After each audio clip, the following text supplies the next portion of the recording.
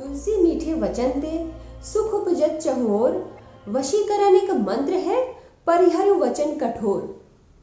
आप लोग सोच रहे होंगे कि आज की वीडियो में मैं क्या बोल रही हूँ, लेकिन ये एक तुलसीदास जी का दोहा है जिसको मैं आप लोगों को सुना रही हूँ और हिंदी में इसका अर्थ भी बताऊंगी। लेकिन वीडियो को स्टार्ट करने से पहले, शुरुआत करने से पहले आप लोगों का मेरे चैनल पे पूरे सम्मान के साथ मैं एक बार फिर स्वागत करती हूँ। जो दोहा मैंने अभी कहा उसका अर्थ ये है कि हमें हमेशा सबसे जितना मीठा हम बोल सके, मीठी वाणी बोल सके, उसका प्रयोग करना चाहिए, क्योंकि मीठी वाणी में इतनी शक्ति होती है कि आप उससे किसी को भी अपनी तरफ आकर्षित कर सकते हैं, सम्मोहित कर सकते हैं। और हमें कटु वचनों से, जो कठोर वचन होते हैं, जो दूसरे को तकलीफ देते हैं, उनसे हमें दूर रखना चाहिए, अपने आप को भी और लोगों को भी। ये दोहा मैंने इसलिए शुरू किया इस वीडियो में क्योंकि आज का जो वीडियो है वो अंतर्राष्ट्रीय हिंदी दिवस के ऊपर है। हालांकि हम लोग जानते हैं कि सितंबर में ये राष्ट्रीय स्तर पे मनाया जाता है, लेकिन विश्व स्तर पे ये बड़ी धूमधाम से मनाया जाता है। तरह तरह के सम्मेलन और बहुत कुछ इसमें आयोजन किया जाता है। और ऐसा माना जाता है कि 1965 में हिंदी भाषा को एक आधिकारिक भाषा के रूप में स्वीकार किया गया। और जो सबसे पहला सम्मेलन हिंदी का हुआ अंतर्राष्ट्रीय स्तर पे, कहा जाता है 1975 में नागपुर में उसका आयोजन किया गया। तो ये थी छोटी सी जानकारी। और क्यों हम लोग इसे मनाते हैं, इसका उद्देश्य क्या है, अब वो बताती हूँ। इसका उद्देश्य सिर्फ और सिर्फ इतना है कि हम लोग हिंदी भाषा का भी मान सम्मान बनाए रखें और ज़्यादा से ज़्यादा उसका भी प्रयोग करें। हालांकि ये अलग बात है कि आज अंग्रेजी भाषा को ज़्यादा महत्व दिया जाता है, लेकिन आज भी 77% यानी कि 77% लोग आज हिंदी भाषा बोलने वाले ही हैं। अगर हम लोगों को नौकरी चाहिए या कहीं किसी के ऊपर एक प्रभाव छोड़ना है, या आप खुद भी अपने बारे में आप लोग देखिए ना, अगर कोई आपसे हिंदी में बात करता है तो शायद उसका प्रभाव आपके ऊपर, पर्सनैलिटी का जो उसका व्यवहार होता है, उस चीज़ का जो प्रभाव होता है वो उसकी हिंदी भाषा से नहीं होता है। लेकिन अगर कोई आपसे अंग्रेजी में 2 शब्द कह दे तो आपको लगता है कि अरे ये सबसे बड़ा ज्ञानी है और इसे सबसे ज़्यादा पता है। लेकिन जो हम लोग अ से लेके ज्ञान तक पढ़ते हैं, उसकी शुरुआत और उसका अंत सिर्फ और सिर्फ लोग समझते नहीं हैं। उसका अर्थ सिर्फ यही है कि अ से अज्ञानता को दूर करना है। कहाँ तक? जब तक ज्ञा से हम लोग ज्ञानी ना बन जाए। लेकिन चीज़ों को समझने के बाद भी लोग अनजान बनते हैं। बहुत अफसोस की बात है कि आज हर जगह अगर हमें नौकरी चाहिए, नौकरी की ही बात करती हूँ 1 मिनट के लिए मैं, ये आप भी जानते हैं कि अगर हम कहीं नौकरी के लिए जाते हैं तो अंग्रेजी भाषा का अगर हम लोग प्रयोग करें तो उसका प्रभाव एक अलग बनता है।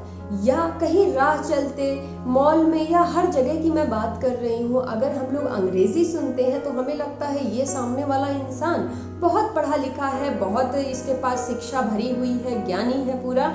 और जो हिंदी में बोलते हैं, ऐसा भी होता है कि किसी किसी को अंग्रेजी आती है लेकिन वो हिंदी में ही बात करते हैं हर जगह, लेकिन लोगों को ये लगता है कि ये हिंदी में बात कर रहे हैं, इसका मतलब कि ये ज्ञानी नहीं है, इनको ज्ञान का बिल्कुल नहीं है। बस हर जगह आप लोग एक तुलना करके देखिए, जबकि कहा जाता है हिंदी हमारी राजभाषा के रूप में स्वीकारा गया है। और ये भी कहा गया है कि सबसे ज़्यादा जो 7 भाषाओं का प्रयोग किया जाता है पूरे विश्व स्तर में, उसमें हिंदी भाषा भी है। 77% लोग, आप लोग को जान के शायद हैरानी नहीं होनी चाहिए कि 77% लोग आज भी हिंदी भाषा का प्रयोग करते हैं। और हिंदी भाषा सबसे सरल भाषा मानी जाती है। और ये आप भी जानते हैं, हिंदी भाषा ही एक ऐसी भाषा है जिसे जैसे लिखा जाता है वैसे ही उसे पढ़ा भी जाता है। उसका जो उच्चारण होता है वो वैसा ही होता है। उच्चारण अगर नहीं समझ में आ रहा है, अगर बच्चे भी ये वीडियो देख रहे हैं तो मैं बता दूं कि वो प्रोनाउंसिएशन से मतलब होता है कि आप हिंदी आप इंग्लिश में देख लीजिए। इंग्लिश में क्या होता है, अंग्रेजी भाषा में बहुत से शब्द साइलेंट बोला जाता है कि ये साइलेंट लेटर है, जिसे लिखा तो जाता है लेकिन हम लोग बोलते नहीं हैं, इसलिए उन्हें साइलेंट लेटर कहा जाता है। लेकिन हिंदी भाषा इतनी वर्ष पुरानी भाषा है, हालांकि ये सबसे पहले तो संस्कृत भाषा ही आई थी, इसीलिए मैंने तुलसीदास जी के संस्कृत के एक दोहे से इस वीडियो की शुरुआत की, जिसका मतलब भी बहुत सुंदर, बहुत खूबसूरत है। हर किसी को अपने जीवन में अपनाना चाहिए कि हम बिना कारण किसी से आज का जो टाइम है उसमें तो बहुत मुश्किल है कि किसी से हम कठोर से बात ना करें। आज नहीं कल या एक समय के बाद तो गुस्सा छोटी छोटी बातों पे या किसी भी बात पे आना बिल्कुल लाजमी है। तो बस ये कहने का मतलब है कि ज़्यादा से ज़्यादा जितना हो सके, जो तुलसी जी ने कहा है, तुलसीदास जी ने, कि हमें ज़्यादा से ज़्यादा मीठा बोलना चाहिए, उसी से हम लोग दूसरे को अपने तरफ आकर्षित कर सकते हैं। धीरे धीरे वही भाषा कहा जाता है। उनका नाम मैंने क्यों लिया? क्योंकि आज कम से कम पूरे साल के 365 दिन तो ये संभव नहीं हो पाता, लेकिन जो हिंदी के हमारे कवि हैं, नाम तो अनगिनत है, कितनों के नाम बताऊं, लेकिन उसमें से भी मैं बोलूंगी कि तुलसीदास जी हो गए, मुंशी प्रेमचंद्र जी हो गए, हरिवंश राय बच्चन जी हो गए, इनकी जो इतनी खूबसूरत कविताएं हैं, आप ज़रूर से ज़रूर बच्चों को एक कविता तो ज़रूर सुनाइए। मुझे पूरा भरोसा है कि बच्चों को सुनने में भी काफ़ी अच्छा लगेगा, उन्हें भी थोड़ा आनंद लगेगा कि हाँ, संस्कृत में मेरी मम्मा कुछ बोल रही है और उसका अर्थ बता रही है, या माँ या उनके पिता, कोई भी कह सकता है। कम से कम हिंदी दिवस के दिन तो इतना होना ही चाहिए, जब इतनी मान्यता मिली हुई है कि हम उसे विश्व स्तर पे मना रहे हैं। लेकिन आजकल के टाइम में क्या है, आजकल का समय ऐसा हो गया है कि अक्सर जब मैं बाहर भी जाती हूँ, मॉल वगैरह में या कहीं ऐसे भी, जैसा कि मैंने कहा है कि मैं चीज़ों को देखती रहती हूँ कि क्या हो रहा है, क्या नहीं हो रहा है, बाहर भी निकलते समय मेरा ध्यान इसी पे रहता है। तो कभी कभी हम लोग ये चीज़ें मैंने देखी हैं कि आजकल फैमिली में भी हर कोई ये चाहता है कि बच्चों को नमस्ते करना आए या ना आए। ये शायद आपको पता हो कि नमस्ते हिंदी का मतलब सबसे ज़्यादा, सबसे अधिक बोला जाने वाला शब्द है नमस्ते। लेकिन आज हम अपने बच्चों को नमस्ते बहुत कम घरों में सिखाया जाता है। उन्हें ये सिखाया जाता है कि आप सबसे पहले गुड मॉर्निंग बोलो, गुड इवनिंग बोलो, गुड आफ्टरनून बोलो। आज बहुत कम घरों में आप देखेंगे तो बच्चों से बचपन से ही अंग्रेजी में ही बात करना है, अंग्रेजी में ही बोलना है। यहाँ तक कि गिनती में भी हम लोग 1 2 3 4 ना पढ़ा के उन्हें 1 2 3 4 इस तरह से पढ़ाते हैं। और यही कारण है कि आज कल के बच्चों से अगर आप उनके सामने 32 बोल दीजिए तो उन्हें समझ में नहीं आएगा, 42 बोल दीजिए उन्हें समझ में नहीं आएगा, और न जाने कितनी बार आप लोगों को उन्हें बताना पड़ेगा कि हाँ 32 बोला जाता है 32 को, 42 बोला जाता है 42 को। यहाँ तक कि बहुत ऐसे केसेस, लोगों ने बहुत सारी कहानियां भी, जब फ्रेंड्स से बात होती हैं तो वो लोग भी बोलते हैं कि आजकल तो यह हालत हो गई है कि कहीं कहीं पे अगर आप जाइए और हिंदी में अगर आप नंबर बोलते हैं, मोबाइल का नंबर हो गया या कुछ भी हो गया, भाई नंबर है मेरा 976435, तो लोग कहते हैं थोड़ा अंग्रेजी में बताइए नंबर। एज ए CCO भी काम कर रहा है या फ्रंट डेस्क पे जो लोग काम करते हैं, या इस तरह की उनको दी जाती है कि आप डिटेल्स लिखो, पर्सनल डिटेल्स लिखो जो है, तो लोग ये बोलते हैं कि देखिए आज आप खुद मुझे ही देखिए कि मतलब अब पर्सनल मुंह से निकल गया, ये अंग्रेजी का ही शब्द है। तो आज हम इतने ज़्यादा उससे जुड़ चुके हैं कि चाह के या ना चाह के हमारे मुंह से निकलता ही है। अगर कुछ धीरे से कुछ गलती हो गई तो आसानी से हम लोग सॉरी बोल देते हैं, और अगर किसी ने हमसे कुछ किया तो थैंक यू तो नंबर ऑफ टाइम, मतलब अनगिनत बार व्हाट्सएप पे, फेसबुक पे, इंस्टा पे हम लोग हमेशा दिन भर में ना जाने कितनी बार प्रयोग करते हैं। तो वो बोलना कोई दिक्कत नहीं है, कोई गलत मुझे ऐसा नहीं लगता है। जो मेरा विचार है, जो मेरा दृष्टिकोण मैं रख रही हूँ यहाँ पे, कि वो सारी चीज़ें अपनी जगह हैं, कि ये जो छोटे छोटे वर्ड है वो सीखना भी ज़रूरी है, आज के समाज में बताना भी ज़रूरी है बच्चों को। लेकिन जब पूरे साल में ये जो आता है विश्व हिंदी दिवस हो गया या राष्ट्रीय स्तर पे जब भी हम हिंदी दिवस को मनाते हैं, तो बच्चों को ज़रूर बताएं कि हिंदी की मान्यता क्या है, उसकी इम्पोर्टेंस क्या है आज की लाइफ में। बहुत जगह आप जाइएगा तो लगेगा कि बच्चे भी हमारे हिंदी बोलने में संकोच रहे हैं कि नहीं, यहाँ पे अंग्रेजी भाषा का प्रयोग करेंगे तो ज़्यादा प्रभाव पड़ेगा। तो वो सारी चीज़ें मैं चाहती हूँ जो हमारी अपकमिंग जनरेशन है उन्हें ज़रूर उन्हें बताया तो जाए कि हाँ, तुलसीदास जी भी कोई थे जो हिंदी के बहुत बड़े कवियों में उनका नाम आता है। हरिवंश राय बच्चन, इनका नाम जरूर लीजिएगा क्योंकि ये अमिताभ बच्चन जी के पिता थे, तो बच्चे शायद इनकी एक दो कविता जरूर रुचि लेके पढ़ें। या आप इनका ये महादेवी वर्मा जी को देख लीजिए, हिंदी में उनका हिंदी साहित्य में कितना बड़ा नाम है। या सुमित्रा नंदन पंत की अगर मैं बात करूं, और ये तुलसीदास जी तो हो गए, इन कवियों में इनका नाम तो बिल्कुल अलग है। तो ज़रूर एक या दो दोहा आज के दिन ज़रूर बच्चों को, कैसे हम लोग 26 जनवरी आती है या 15 अगस्त आता है या क्रिसमस आता है तो बच्चों का एक अलग क्रेज़ बना रहता है सेलिब्रेशन का, उसे सेलिब्रेट करने का। तो ये हिंदी दिवस भी बच्चों के अंदर उतना ही क्रेज हो मनाने का। ज़रूर बच्चों को बोलिए, एक दोहा सुनाइए या बच्चे एक हिंदी में कविता लिखें। आप खुद ये चीज़ देखेंगे कि आजकल के बच्चे जितने भी हैं इंग्लिश मीडियम में ही पढ़ाए जा रहे हैं। जितनी स्पीड में वो, जितनी गति में अपनी गति को बना के वो जितनी बढ़िया से अंग्रेजी की कोई भी पोयम, कोई भी कविता सुना देंगे, उन्हें हिंदी में दिक्कत होगी।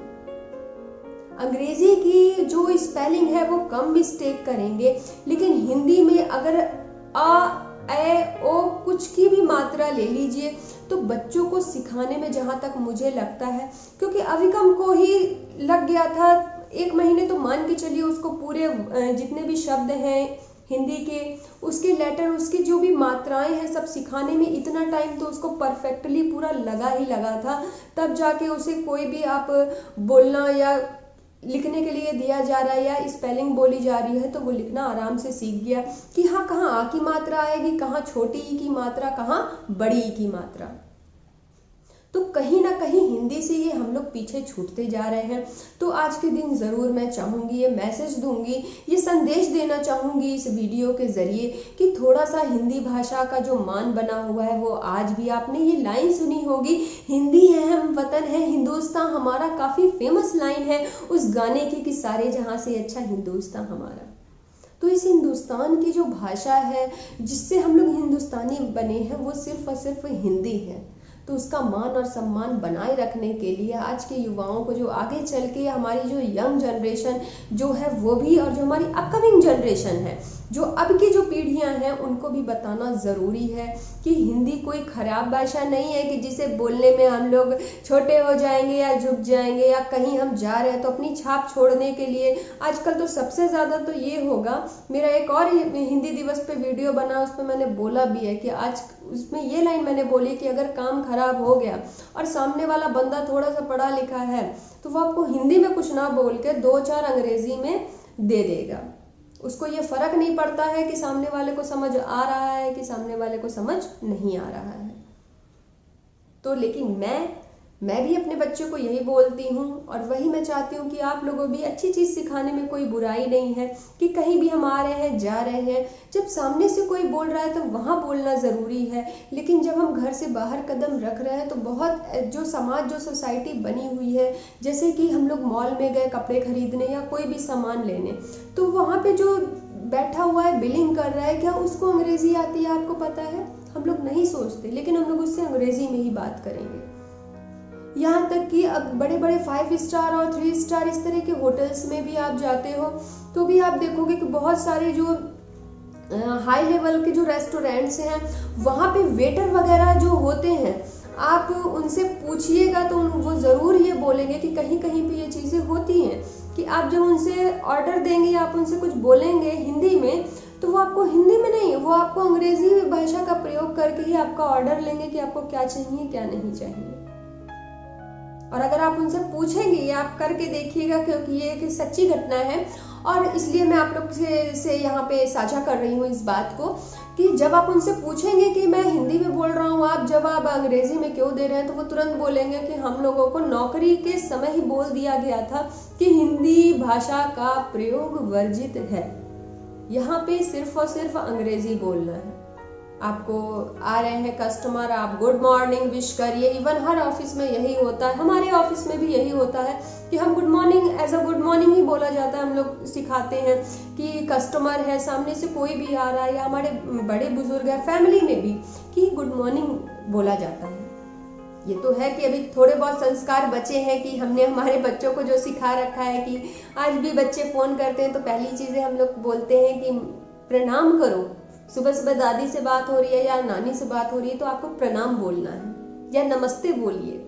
तो वही मैंने कहा कि ये कुछ कुछ चीजें हैं जो पीछे छूट रही हैं। तो ये जो एक साल में हर स्पेशल डेट इसीलिए बनी हुई है कि एक बार फिर पूरे जोश है और पूरे सम्मान के साथ उन चीज़ों को हम याद करें। उसकी वैल्यू क्या है, उसकी मान्यता क्या है, उस चीज़ को हम लोग समझे, परखे, जाने और अपने बच्चों को ज़रूर बताएं। तब समझ में आएगा कि हाँ हिंदी है, हम वतन है। ये गाना तब सफल होगा। नहीं तो बस वही है, 26 जनवरी को गाया जाता है फिर भूल जाया जाता है, 15 अगस्त को फिर गाया जाता है ये देशभक्ति गाना और लोग भूल जाते हैं। लेकिन शब्दों की जो गहराई है उसे भी समझना बहुत ज़रूरी है आज के समय में। आज बहुत कुछ हिंदी में हो गया। एक टाइम था कि अगर हम कंप्यूटर की बात करें, टाइपराइटर की बात करें या बहुत सी ऐसी चीज़ है तकनीकियों में जाएं तो आप लोग को पहले अंग्रेजी ही था। लेकिन आज का आप ये टाइम देखिए कि अगर मोबाइल भी चलाना है तो एक हिंदी जानने वाला व्यक्ति भी आराम से उसको चला सकता है, क्योंकि उसमें हिंदी के भी कीबोर्ड में हिंदी के भी वर्ड दिए हुए हैं, चाहे वो लैपटॉप हो चाहे कुछ भी हो।